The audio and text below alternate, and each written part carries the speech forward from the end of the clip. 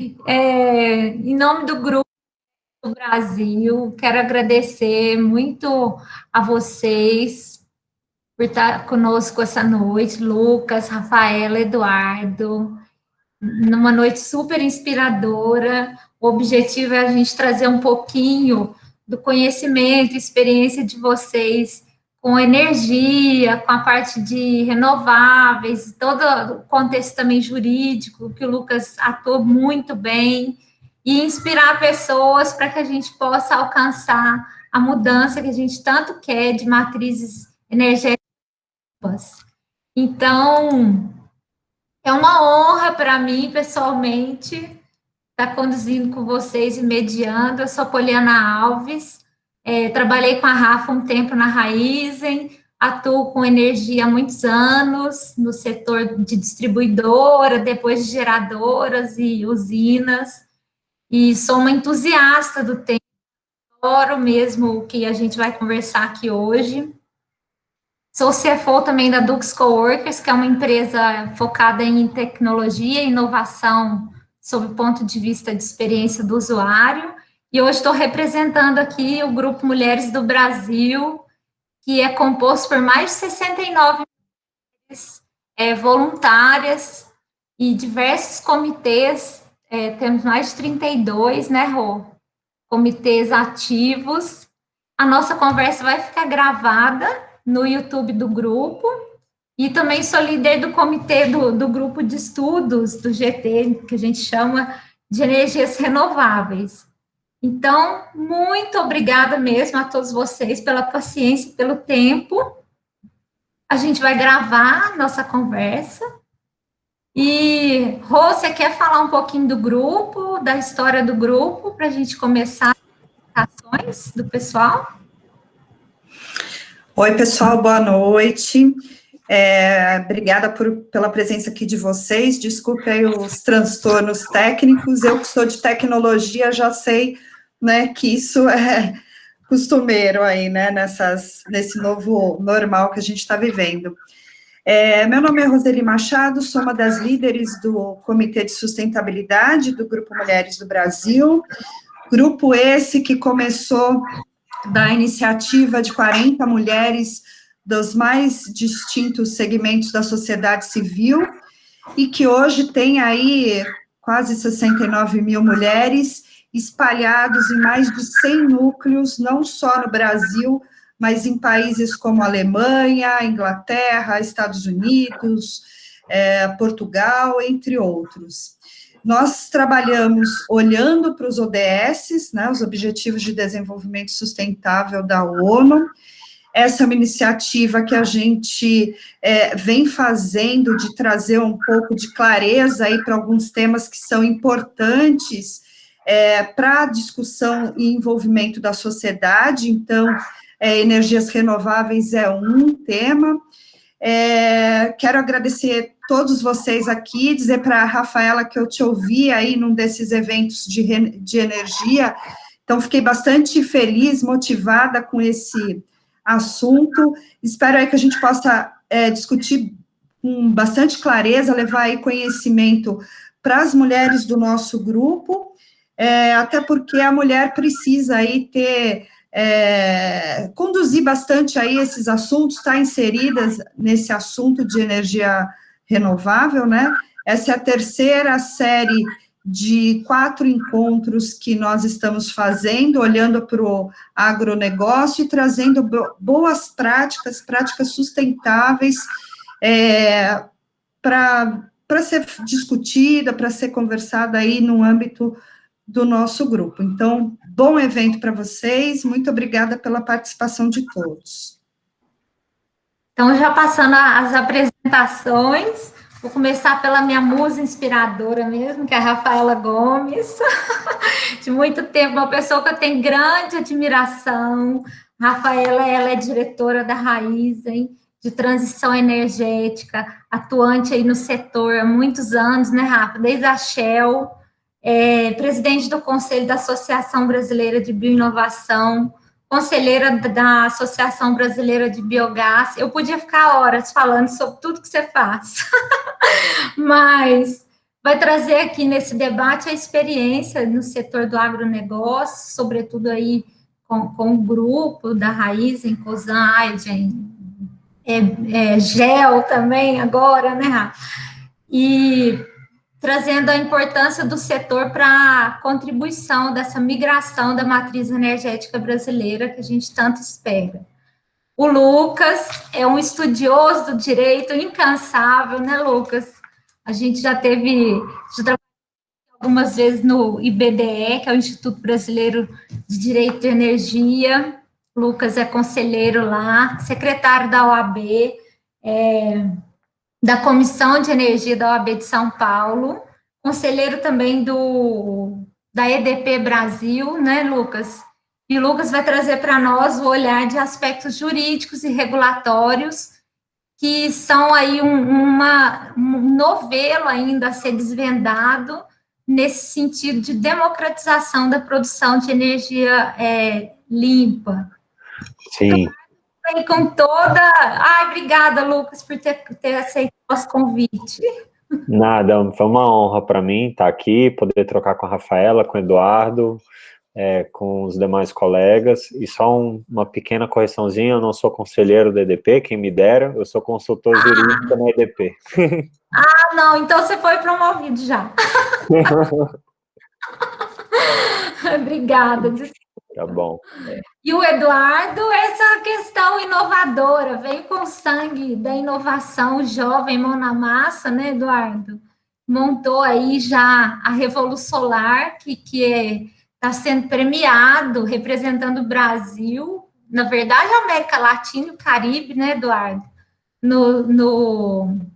Na iniciativa da ONU, o Prêmio das Nações Unidas para o Meio Ambiente, finalista do Jovens Campeões da Terra, e vai trazer para nós esse olhar de desafio, de como é montar uma cooperativa, utilizando recursos humanos, na verdade, né, o pessoal em comunidades, em 2 comunidades, e essa inspiração aí que a gente quer levar para frente, de como a gente, tanto o grande pode fazer, como o pequeno, e só ter vontade a gente consegue alcançar um objetivo maior, coletivo. Então, eu já queria, nas primeiras perguntas, antes das primeiras perguntas, né, contextualizar que esse debate nosso tem foco no objetivo número 7, da Agenda de 2030 da ONU, proposta para o desenvolvimento sustentável, e esse objetivo, ele tem a energia limpa, de matrizes limpas, como o principal eixo. E aí, para isso, é necessária a democratização, acessibilidade, diminuição de custos, e é tudo isso que a gente vai tratar, além dos desafios, que são inúmeros, para que a gente possa alcançar essa transição, né, para a economia de baixo carbono. Já aproveitando, queria parabenizar a Rafa, que é essa líder, inspiradora mesmo, e participou de um momento histórico no Brasil e no mundo, eu diria, pela inauguração da primeira usina, a maior usina do mundo, que vai gerar energia a partir do biogás. Então, Rafa, sua liderança aí nesse trabalho foi essencial, muitos anos de trabalho, uma equipe muito grande envolvida nesse sentido, e já te dando os parabéns, já inicio com essa pergunta, a primeira do nosso debate, para você trazer um pouco desse contexto. Como é importante o setor sucroalcooleiro nessa mudança, né? Tanto que na questão dos combustíveis, pelo etanol, e a Raizen brilhantemente pelo etanol de segunda geração, e trazer também a possibilidade da produção da economia circular, que acontece de uma forma tão integrada na Raizen, que nada é desperdiçado, a vinhaça é utilizada para a geração da energia. Então, a gente queria que você contextualizasse um pouco dessa experiência sua tão vasta no segmento. Bem, obrigada, né, Poli? Primeiro, muito obrigada pelo convite, é um prazer estar aqui. Você me deixa totalmente sem jeito. Eu acho que eu que sou uma pessoa privilegiada de estar aqui com vocês, com o Lucas, com o Eduardo, que brinco, né, a geração que está vindo para mudar tudo, né? Eles que vão construir, a gente só está aqui começando a dar os primeiros passos nessa jornada de descarbonização. Para mim, esse tema específico é um prazer. Eu até brinco que poucas vezes, acho que na nossa vida, a gente tem a oportunidade de trabalhar com um tema que está totalmente linkado com o nosso propósito, né? Então, hoje eu me sinto privilegiada por fazer o que eu faço, porque o que eu faço permite que a gente atenda e comece a atender os Objetivos de Desenvolvimento Sustentável, em especial o objetivo que nos trouxe aqui hoje, que é a descarbonização da matriz energética global. Então, assim, acho que, em primeiro lugar, sou muito grata por isso. E aí, outra coisa que eu sou muito grata é que vocês me convidaram para falar de outro tema que é a minha paixão, que se linka com esse, que é o setor agrícola. Eu brinco que eu iniciei a minha carreira em oil and gas, né? E em algum momento da minha vida eu vim parar na agricultura, e a agricultura é um bichinho que, quando pica você vai ficar para sempre apaixonado, porque é vida, é renovação, é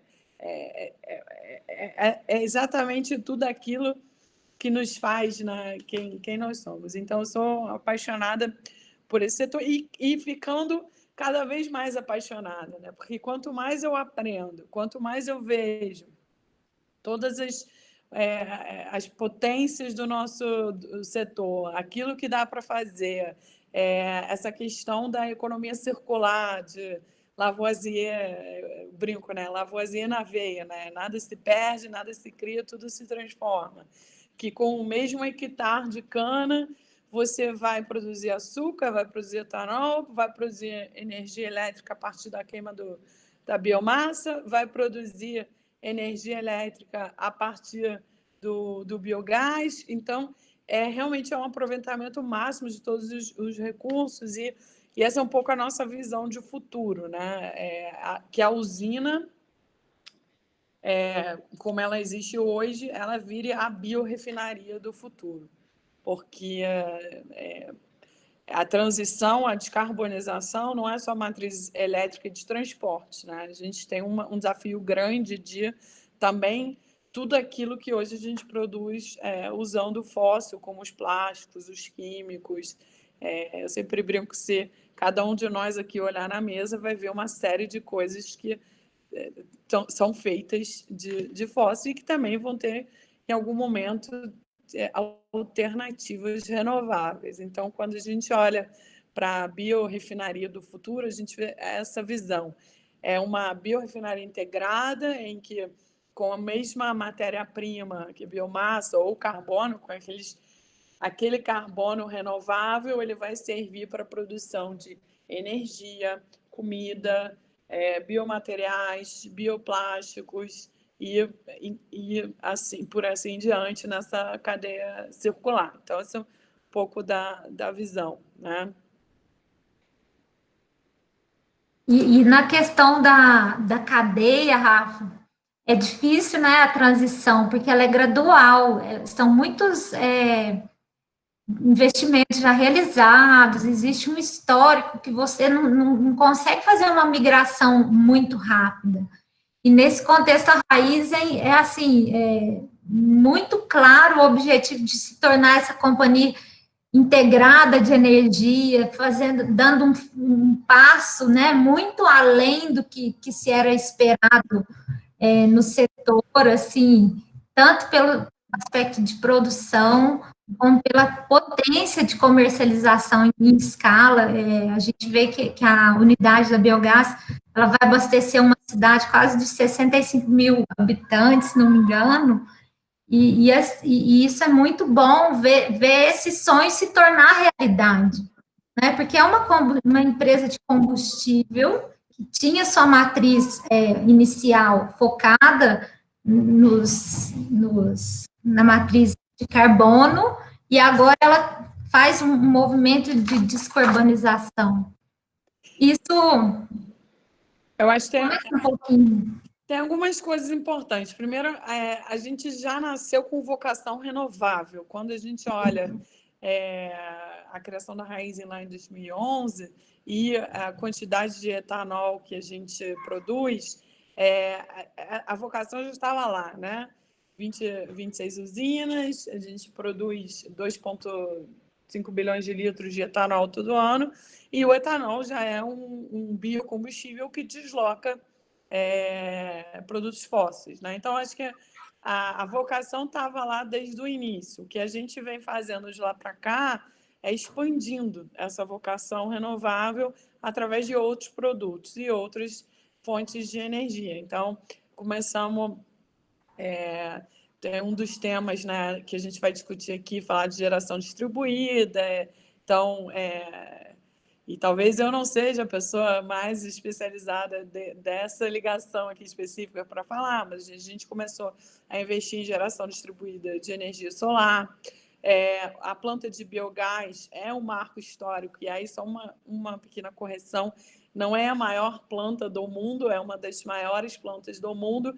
Ela é uma referência nessa configuração. A escala que a gente resolveu ir, 21 megawatts de capacidade instalada, e esse mix de utilizar não só a vinhaça como matéria-prima para a biodigestão, mas também a torta de filtro, que nos permite operar durante a entre-safra.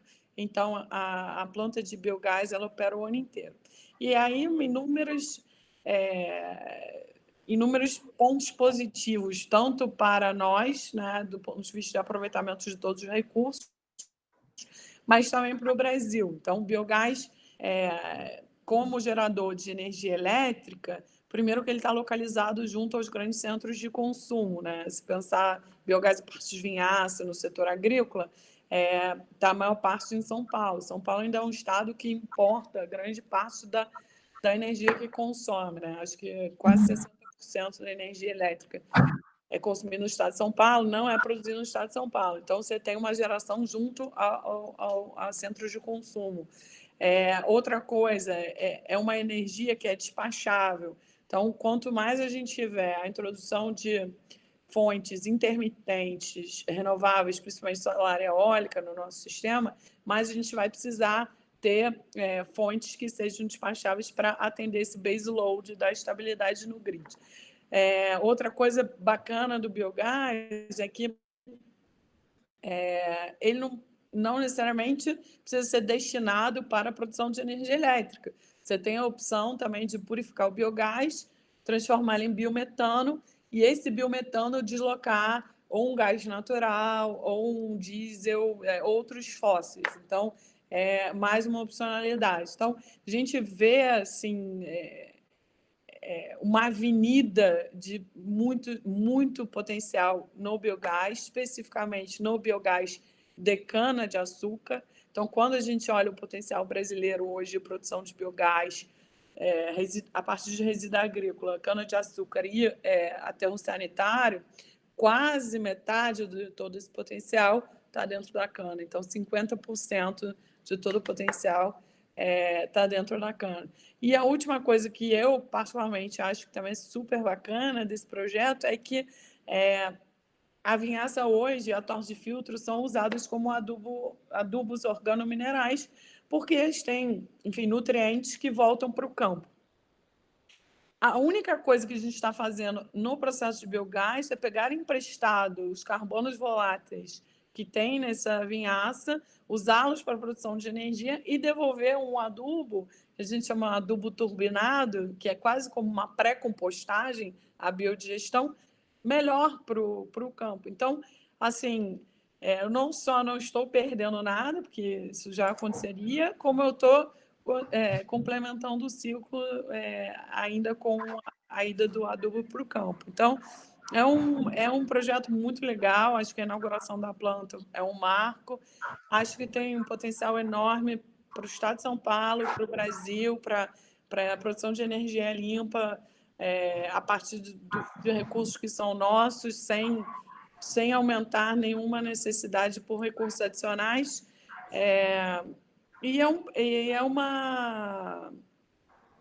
A matriz brasileira, ela já é a matriz elétrica, né? Ela já é muito limpa, né? A gente tem uma matriz que é quase 80% renovável. O nosso desafio é não sujar a matriz, né? Que é o que a gente vê, talvez, nos últimos anos. Então, acho que esse é um projeto muito legal nesse sentido, que permite continuar trazendo base load, estabilidade para o grid, geração junto ao consumo e um produto 100% renovável, que só um dado interessante, quando a gente olha o biometano versus o diesel, ele emite mais de 90% a menos de carbono do que a fonte fóssil. Então, super avenida e uma grande oportunidade para o Brasil. Ai, que benção. Rafa, então você acha que essa tendência de uso dos biocombustíveis e do biogás, ela já poderia ser considerada para a agenda de 2030 como uma realidade até combustíveis? Poli, você cortou um pouquinho, mas eu acho que eu entendi a tua pergunta. Sim, acho que sim. Acho que o biogás, o etanol como biocombustível, eles já são realidades. Inclusive, quando a gente pensa no etanol, ele é drop-in, no sentido em que você não precisa fazer nenhum tipo de investimento para incluir esse biocombustível na nossa matriz, né? Hoje, 70% da frota brasileira é flex. Então, é muito mais uma decisão do consumidor, e o etanol já está no posto. Então, você não tem que desenvolver nenhuma tecnologia, é muito mais uma decisão do consumidor de escolher qual é o combustível que ele quer pôr no carro, né? E isso já traz, naturalmente, uma solução de descarbonização que está totalmente pronta. Então, acho que, com certeza.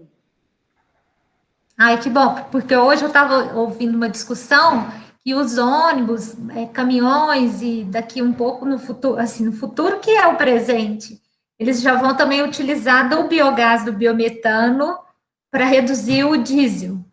Então, hoje a gente já tem, né, caminhões a biometano. Caminhões com motor a gás, né? Que pode ser tanto para o gás natural quanto para o biometano. E isso é muito bacana, porque quando a gente olha os desafios da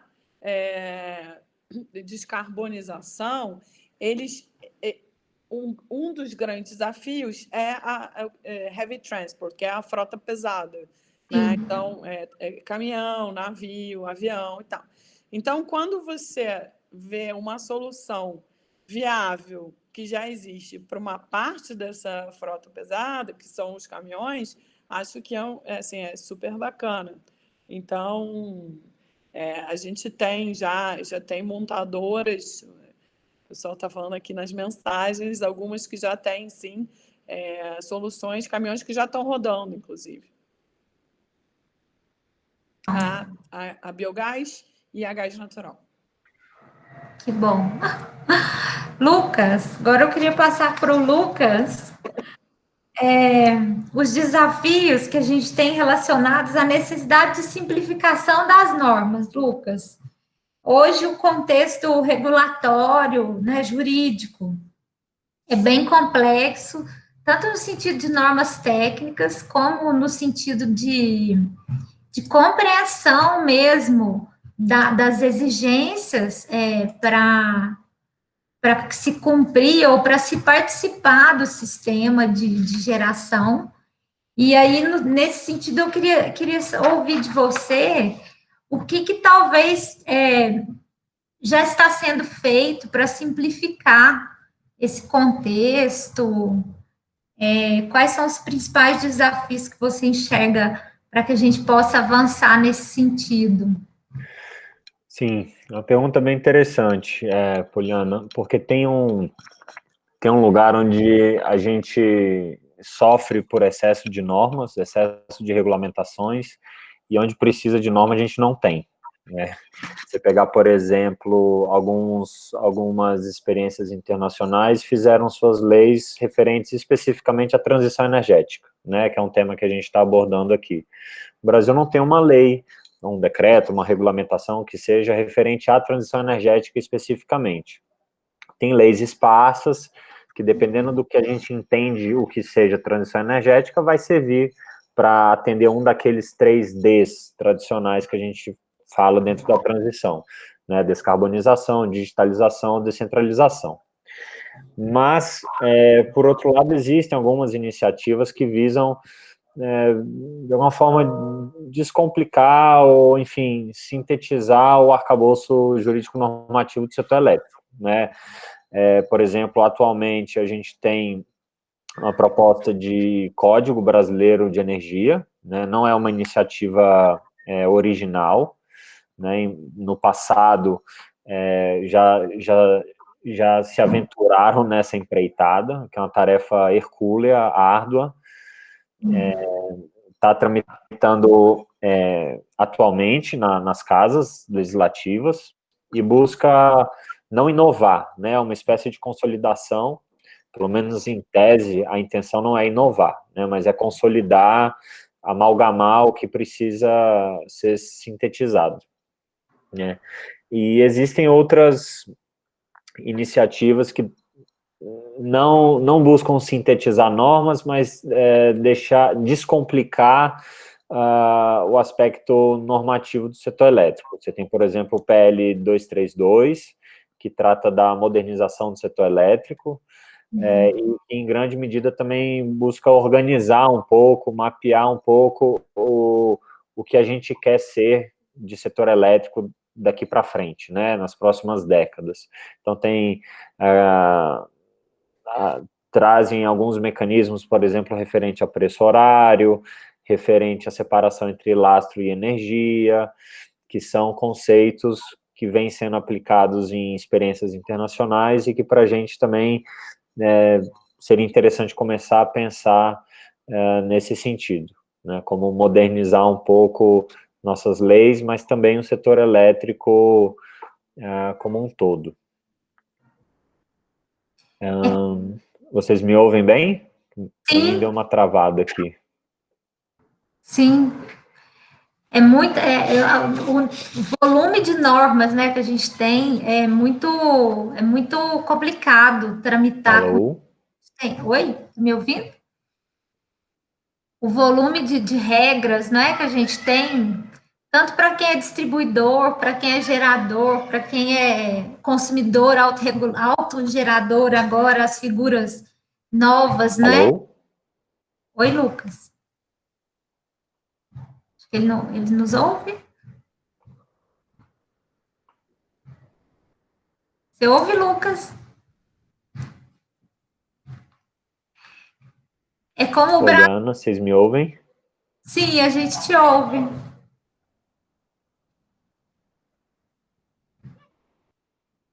Sim.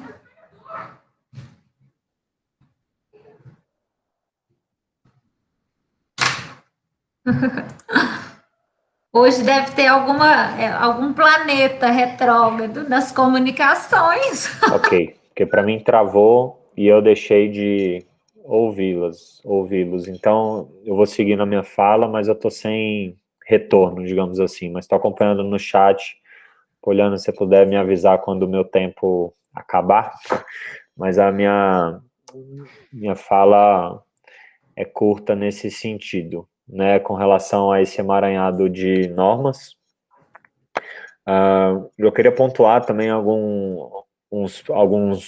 questões que a Rafaela trouxe, principalmente com relação ao etanol, e o nosso não problema, né, enquanto matriz já amplamente renovável, que a gente não tem, nosso grande desafio é como não poluir, né? Como não sair de renovável para poluente. Enquanto vários países estão lutando para sair de poluente para renovável, a gente está vivendo o movimento inverso, né? E se a gente for olhar os dados da EPE, os últimos, a gente vai perceber que a nossa matriz, de fato, nossa matriz elétrica, né, de fato, vem se tornando mais poluente, né? A gente já não consegue construir grandes hidrelétricas, apenas usinas a fio d'água, sem reservatório, e as outras fontes renováveis ainda não acompanharam o desenvolvimento, por exemplo, de plantas a gás e de outros combustíveis fósseis, né? Então, o que a gente vem vendo é um aumento da poluição da nossa matriz, né? Então, queria só pontuar isso e devolver a palavra para a Poliana. Oi, Lucas. Agora, espero que ele nos ouça.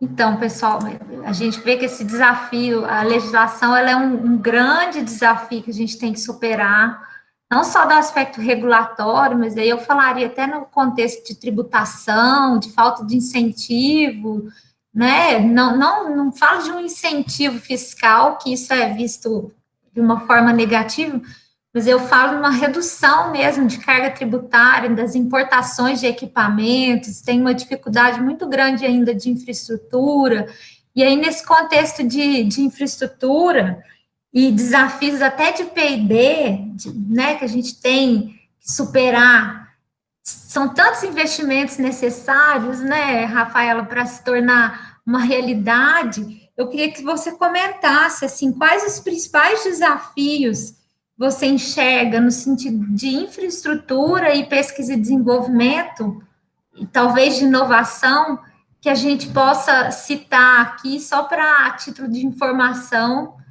que acabam impedindo, às vezes, essa transição, ou atrasando, né, na verdade, não impedindo, mas trazendo alguns entraves.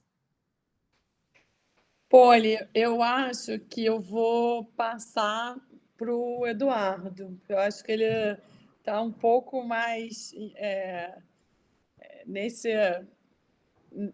setor e principalmente quando você fala de inovação, né, Eduardo, e pôr alguma coisa de pé de início, que eu acho que você talvez traga pontos mais interessantes que os meus. Assim, meu comentário geral é sempre o mesmo, né? O Brasil produz muito conhecimento científico, né? Tanto quanto a gente olha lá o número de patentes e tudo mais, patentes, desculpa, não, de artigos publicados por cientistas brasileiros, eles são muito altos. Quando você olha o número de patentes, não tão altos, e quando você olha quantas daquelas patentes se tornam efetivamente produtos e soluções tecnológicas, é menor ainda. Então, existe conhecimento, existe produção científica teórica, mas essa produção científica, por vários motivos, né? E aí é isso que a gente precisa entender, não se transformam em coisas práticas, né? E eu acho que uma das coisas existe uma distância entre a academia e as empresas, né? E a outra coisa que fazer negócios, né? Começar negócios, e aí eu vou jogar para o Eduardo de novo. Empreender no Brasil não é uma coisa simples, né? E empreender em temas de transição energética, que demandam investimentos, é menos simples ainda. Então, Eduardo, vou passar para você a bola para você agora. Ele vai colocar a gente assim de cabelo em pé, né? Pelos desafios. Vamos lá.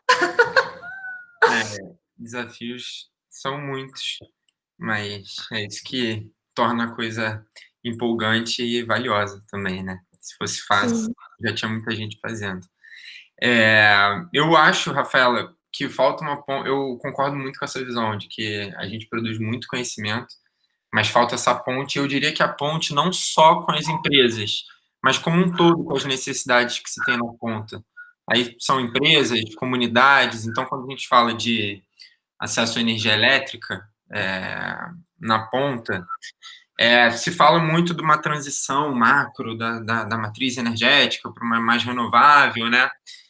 E se esquece que um dos grandes problemas que a gente tem é a acessibilidade no Brasil, não tanto em relação a acesso à rede elétrica, que a gente já tem mais de 99% das pessoas já com acesso à universalização está chegando, mas em questão de preço. Então, uma das questões do ODS 7 é justamente a gente prover energia elétrica acessível, a preços acessíveis para todo mundo, né? Então, eu vejo essa como uma das grandes necessidades, uma das grandes demandas, um dos grandes problemas na ponta no Brasil, e não vejo muitas iniciativas inovadoras nesse sentido. Aí que a gente, na Revolução Solar, busca se posicionar também. A gente atua em favelas aqui no Rio de Janeiro, que tem acesso à rede elétrica, e a gente está num contexto favorável, econômico, com o custo de equipamentos de energia solar caindo vertiginosamente, né? Só que ainda sem modelos mecanismos de financiamento e modelos de negócio adequados para levar para a ponta. Então, você tem predominantemente mercado de geração distribuída, solar fotovoltaica, nos mais ricos, que é quem tem capital inicial para fazer o investimento ou tem acesso a crédito fácil, né? Então, você tem lá na ponta quem mais precisa de um acesso de uma energia mais acessível, que caiba no bolso deles e de qualidade, sem conseguir acessar essa nova tecnologia da solar fotovoltaica, da geração distribuída como um todo, principalmente solar fotovoltaica, que é uma solução possível para resolver esse problema deles, né? Então, a gente tem como objetivo, assim, criar, em parceria com essas comunidades, um novo modelo de energia para eles que não seja que seja, assim, mais sustentável, mais descentralizado, mas principalmente mais acessível, com protagonismo deles, que eu acho que essa é uma grande questão também.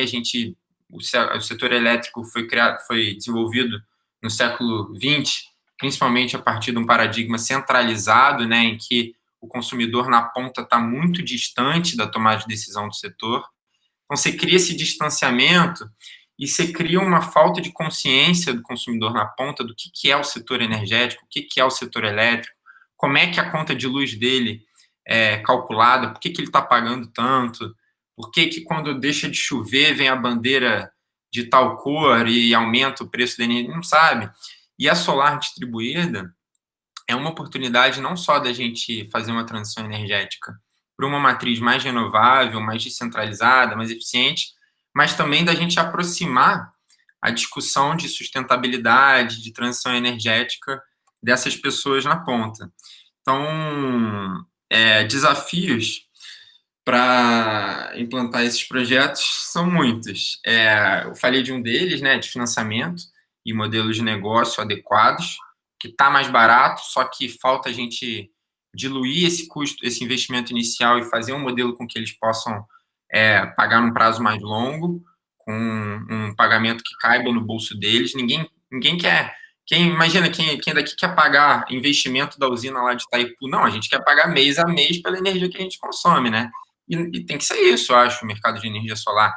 É assim que o mercado de energia solar se desenvolveu e se popularizou no mundo inteiro, nos mercados mais desenvolvidos, né? Um modelo de negócio de pagamento mensal. Um outro desafio é a familiarização com a tecnologia, que é super nova, né? Então, a gente vem buscando mitigar isso aí através de oficinas infantis com as crianças sobre o tema, capacitação profissional dos moradores, que gera muito emprego também, esse mercado de energia solar, né? E uma que o Lucas começou a falar, que é a regulação. A gente tem uma regulação favorável com a 482, mas a revisão dela está ameaçando o nível de retorno socioeconômico dos projetos de geração distribuída que a gente faz. Então, a gente participou, Lucas, da contribuição pública aí que o deputado Lafayette abriu. A gente mandou a nossa contribuição pela Revolução Solar, trazendo uma perspectiva que a gente chama de trazer uma dimensão socioterritorial para essa revisão da 482. Social, porque a gente acredita que não deva ser diminuído o valor da energia injetada para projetos de impacto social na baixa renda, e territorial, porque nos nossos projetos de geração compartilhada, de cooperativa, a unidade geradora e consumidora está na mesma comunidade. Então, você usa ali poucos metros de fio. Então, não é justo que a gente pague a mesma coisa que uma fazenda lá em Minas, que usa quilômetros de fio, paga de uso do fio de distribuição e transmissão. Então, a gente busca trazer essa perspectiva socioterritorial para que, pelo menos, os nossos projetos não sejam... Não é taxados, o pessoal usa essa manchete de taxar o sol, né? Eu acho que a gente tem que fazer a discussão mais factual, mas que o valor da energia injetada na rede não seja diminuído. Então, são muitos os desafios, mas a gente vem buscando mitigar e resolver alguns deles da forma que a gente consegue, com um time super qualificado, que tem a Carol aí, já que eu vi, que é voluntária da Revolução Solar também, e a C, é um time muito grande, qualificado, que estamos em busca dessa revolução solar aqui no Rio. Tem dois pontos que eu queria trazer, pegando o gancho na fala dos colegas. Tem algo da Resolução 482 também, que ao restringir as formas de geração compartilhada à cooperativa e consórcio, ela acaba trazendo mais complexidade, pelo menos do ponto de vista jurídico. A modelagem contratual que precisa ser criada para botar esse negócio de pé, ela é bastante complexa, porque não pode caracterizar comercialização de energia, você não pode fracionar, porque senão vai caracterizar outro formato que não mini e microgeração. Então, um dos vieses, assim, das contribuições que a gente verificou de aprimoramento da 482 é nessa linha de simplificar, né, e permitir que outras formas de societárias sejam erigidas para viabilizar, disseminar mais, né, a gente entende que GD já teve um primeiro boom, mas precisa de outros booms, digamos assim, para de fato romper a barreira do 1%, 2% de contribuição na matriz elétrica, né, embora tenha se desenvolvido bastante, se você olha na composição da matriz, ainda é bastante tímido, né, a GD. E um segundo ponto que eu queria trazer, já falando da inovação, é lembrar da MP 998, recém-editada pelo atual governo, que apelidada de MP do consumidor, né, que, por um lado, subsidia as tarifas de energia, por outro, retira recursos de P&D. Então, a gente tem aí um claro movimento de esvaziamento de eficiência energética, pesquisa, desenvolvimento, em prol de outras políticas, né? E aqui não cabe muito julgar o mérito, se está certo e está errado, mas fato é que se esvazia justamente um viés do setor elétrico que é crucial, que é a inovação e a tecnologia. Sim. Lucas, se você me permite só complementar, e Poli, você que manda. Não, eu fico apaixonada ouvindo vocês. Eu só queria assim, complementar o que o Lucas e o Eduardo falaram, e até voltando na tua pergunta, eu acho que desregulamentação, que é um dos 10, né, que o Lucas bem trouxe, eu sempre falo que são 5, tá, Lucas? Não sei se você falou 3, eu acrescento desintermediação e democratização como os outros 10, mas é mais fácil falar 3, porque eu sempre acabo me enrolando. Quando eu falar 5, eu fico tentando me lembrar. Mas desregulamentação, eu acho que é uma das grandes tendências do setor elétrico globalmente, né? Quando a gente olha. E com isso, o que a gente quer dizer com isso, né? E o que isso significa? No final do dia, simplificação. Quando você simplifica, né, os sistemas, o acesso, o ponto do Edu vai vir, o acesso, né, que está dentro dessa democratização, ele acaba sendo uma consequência da simplificação.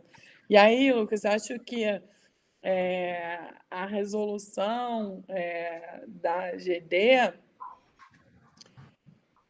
ficou in between, né? Acho que é exatamente isso que você falou, ficou no meio do caminho. Assim, tem um monte de aspectos positivos, mas, ao mesmo tempo, traz essas questões, né, mais burocráticas do modelo, né, acho que ficou ali no meio do caminho entre uma desregulamentação, mas, Sim. por outro lado, eu também acredito que a transição, e aí todas as transições, né, transição energética ou qualquer transição, demanda experimentar. Sim. E eu acho que isso eu acho que é um ponto positivo que a gente vem vendo, assim. O Brasil está disposto a experimentar modelos. Você tem uma agência como a ANEEL incentivando pilotos e inovação e testando modelos e conceitos. A própria EPE, né, acabou de publicar um estudo grande sobre inovação no setor elétrico, em parceria com a agência internacional. Então, uma coisa que me deixa muito, muito, muito esperançosa é que você vê que tem muita gente de qualidade, tanto no setor público, quanto no setor privado, quanto no terceiro setor, quanto na empresa de impacto, que eu estou entendendo, Eduardo, que é o modelo da Revolução A. Vi uma mensagem aqui, muito orgulho de pertencer. Eu estou com muito orgulho, estou conhecendo vocês. Achei incrível o que vocês fazem, mas... Então, assim, você vê muita gente jovem, jovem no sentido de com novas ideias, olhando para essa visão de futuro, que são todos esses os 5Ds ou os 3Ds que a gente falou, e topando experimentar modelos, né? Sejam modelos comerciais, regulatórios, e é isso, né? Vai dar certo de primeira? Não. Qualquer pessoa que já começou um negócio sabe que exige, né, resiliência e perseverança e tentativa e erro. Então, eu acho que é isso. O caminho é simplificar, e a gente está longe ainda de ter um sistema simples, mas, assim, nós vemos muita gente trabalhando nesse sentido. Isso me deixa, assim, como brasileira, muito esperançosa no nosso futuro. Assim. Sim. Ai, olha que delícia ouvi-los. Eu queria colocar um pouco de pimenta na conversa para a democratização da geração mesmo do consumidor final. Acho que a gente tem um caminho ainda também longo no sentido de compensação de créditos, que a gente é regulado. Tem um período só que você pode compensar, né? Se você for superavitário, gerou muita energia e consumiu pouca, tem lá uma limitação para usar o crédito. Em alguns países, a gente já recebe pela energia gerada. Então, meu sonho é de que as pessoas conheçam mais a geração distribuída, a autogeração de energia, criem uma demanda tão grande que chame a atenção, né, do governo e do sistema para mudar mesmo isso, e que a energia do seu telhado possa ser uma nova fonte de renda para quem precisa, né? Em alguns países isso já é uma realidade, os Estados Unidos, a Austrália, União Europeia, a pessoa física que é geradora e coloca energia no grid, ela é paga se ela usar menos. Então, eu acho que até esse ponto, quando a gente chegar nesse nível de democratização, tendo o grau de sol que a gente tem no Brasil, e também a potência de resíduos, né, sólidos, que podem ser aproveitados na geração de energia também, como faz a Raiz em grande escala, e a Rafa colocou muito bem, aí sim nós vamos alcançar o desafio que o Lucas falou, de não poluir, né, de não regredir, e de manter uma matriz totalmente limpa, porque a demanda de energia só tende a crescer, não é?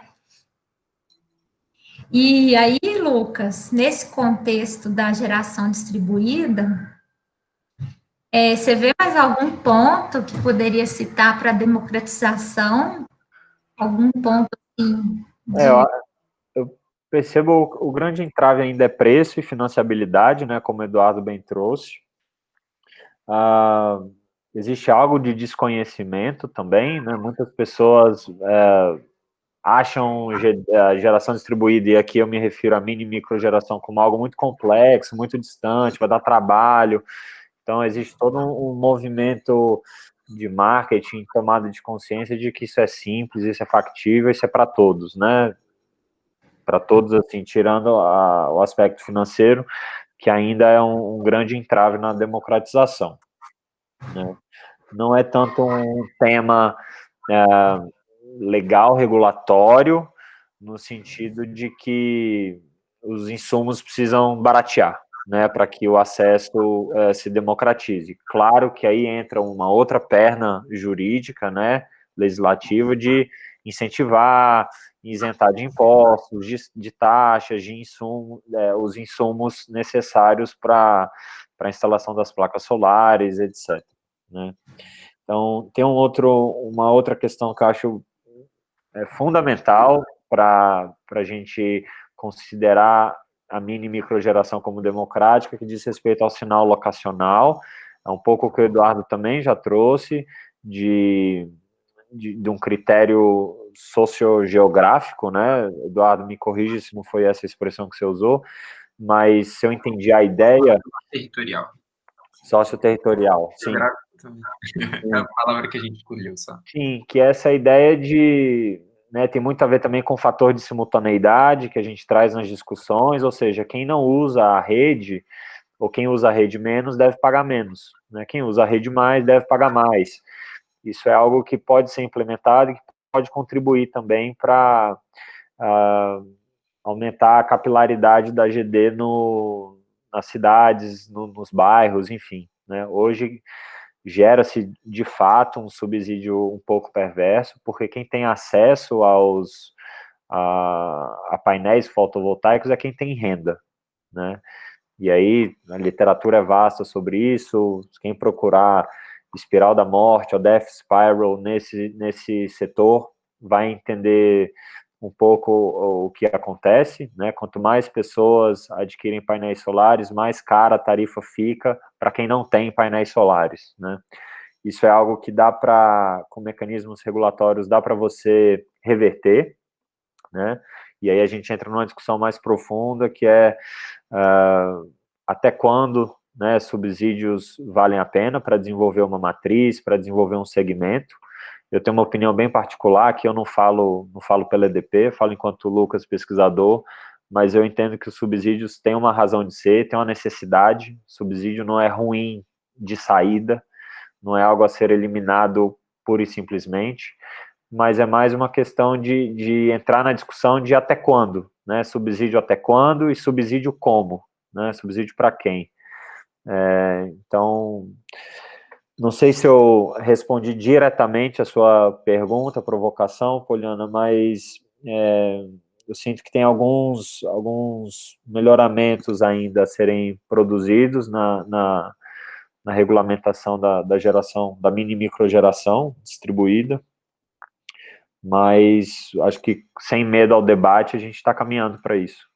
Pior que não buscar uma solução, não debater, né? Sim. E é isso que a gente faz aqui, né? Com a cooperação de todos, essa troca de grandes, de estudiosos, de pequenos, de pessoas entusiastas. Eu queria pedir o Eduardo, a última fala do nosso debate, que hoje a tendência do mundo é essa cooperação, essa troca, a gente poder compartilhar conhecimento e ter empatia também, que isso é fundamental, a gente se colocar, né, na condição do outro e ver o que o outro precisa e agir nesse sentido. Então, eu queria que o Eduardo comentasse conosco como, assim, promover essa nova forma de negócio, não é?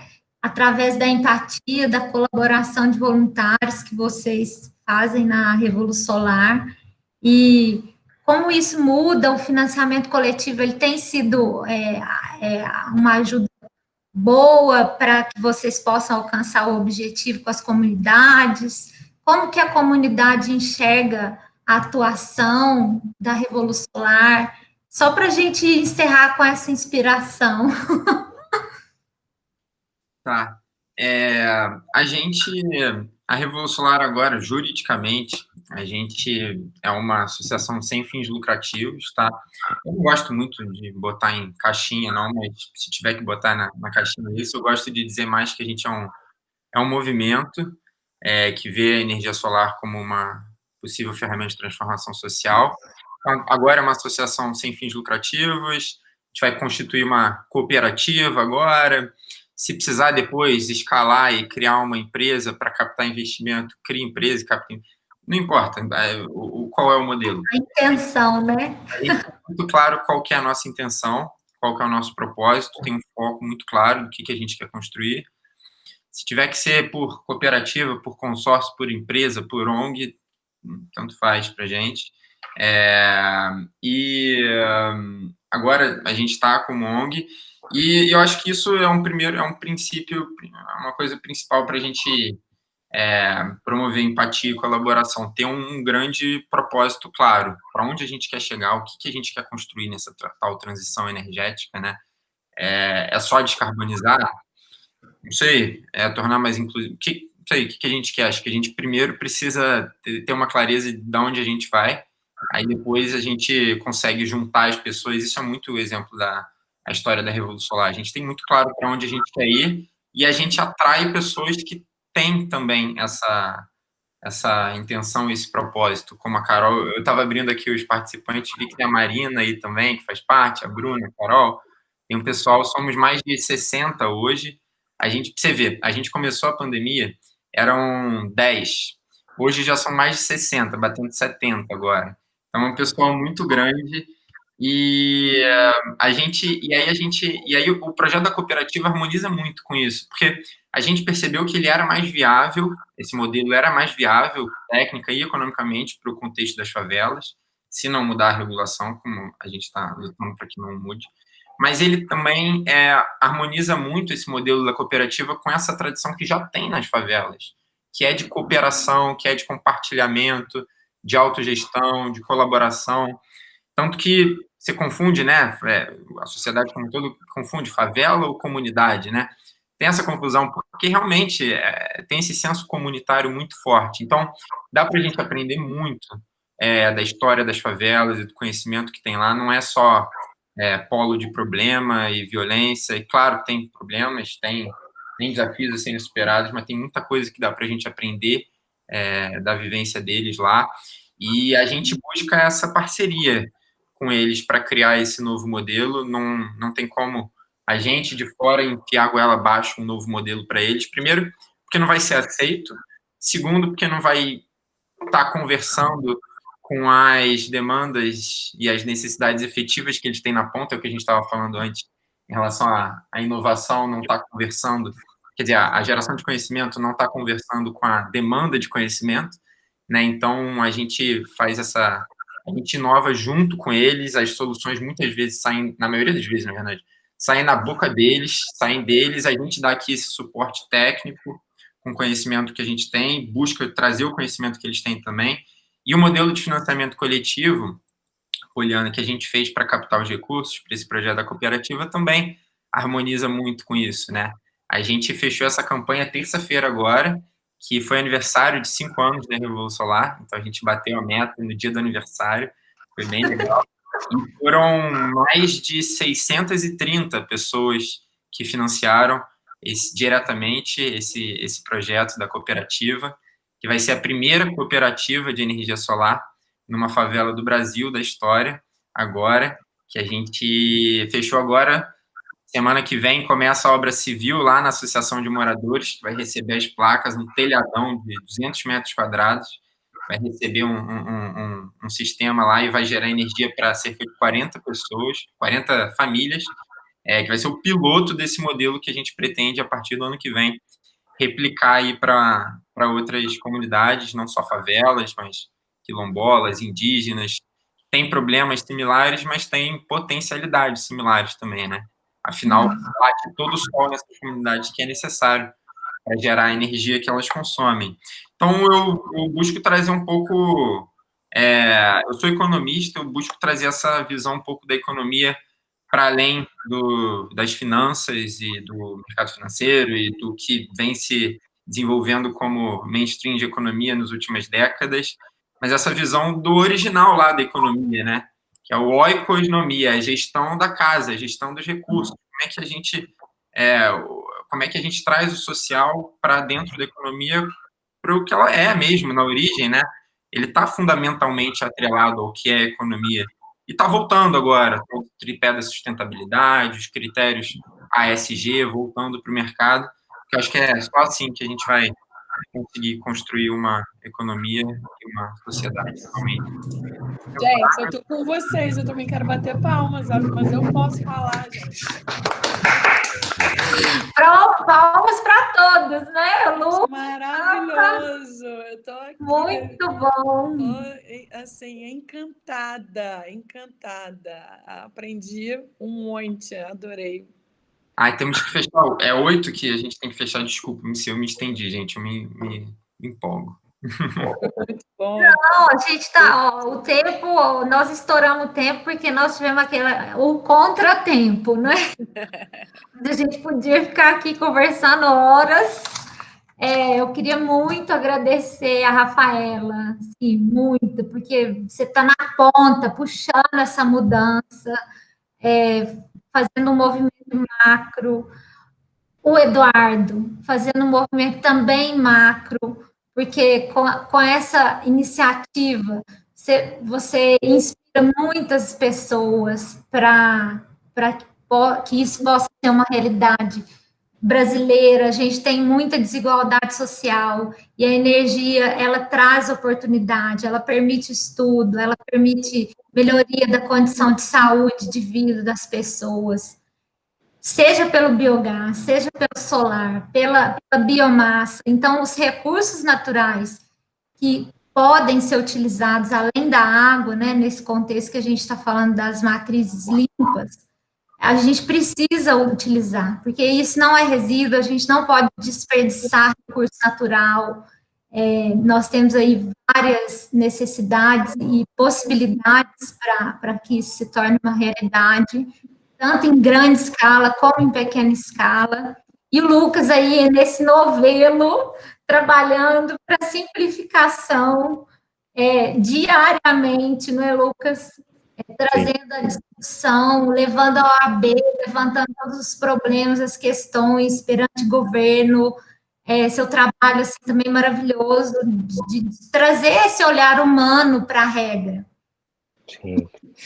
Gente, eu durmo muito feliz de ter podido compartilhar com vocês esse tempo de qualidade que a gente teve hoje e agradecer em nome das mulheres do Brasil, do grupo, porque vai deixar gravado no YouTube do grupo, e quem não pôde nos assistir hoje, né, pelo contratempo que tivemos, vai lá, com certeza vai se sair inspirado dessa conversa.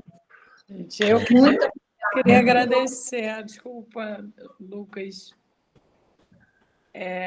Queria agradecer muito o convite, muita oportunidade de estar aqui, de ter ouvido o Lucas, o Eduardo, você, Poli, essas mulheres inspiradoras que vocês, enfim, juntaram. Então, super obrigada. Foi muito legal estar aqui.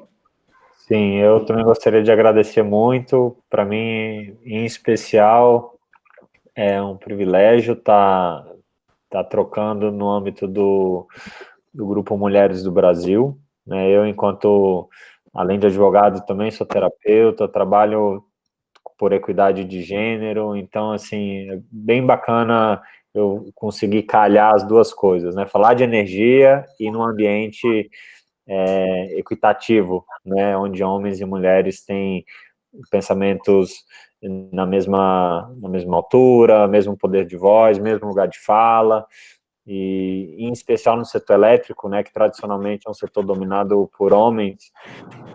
Eu acho bem relevante e bem notável, assim, o movimento que vocês estão trilhando. Obrigado, Poliana. Obrigada a você. também agradeço a oportunidade, deixei aí alguns links para quem quiser acompanhar nosso trabalho depois daqui. Valeu, obrigado pelo espaço, pela oportunidade, parabéns pela iniciativa. Obrigada a Obrigada, vocês. Rafaela, a gente convida aí você se juntar às mulheres do Brasil, os meninos também a estar com a gente outras vezes, outras oportunidades. Isso daqui é um embrião nesse... É um pequeno espaço aqui, uma sementinha que a gente está plantando, mas a gente quer dialogar, mas a gente quer estar junto com vocês aí, colar com vocês nesses projetos, nessas ideias, contem com a gente como sociedade civil, né? E para fazer a diferença aí nesse tema que é tão necessário para o Brasil, né? E principalmente aí para nós, cidadãos. Muito obrigada por vocês terem aceitado esse convite. Obrigada Obrigado. por vocês, gente. Tchau, tchau. Boa noite. Uma Tchau, semana. gente. Até a próxima. Tchau, tchau.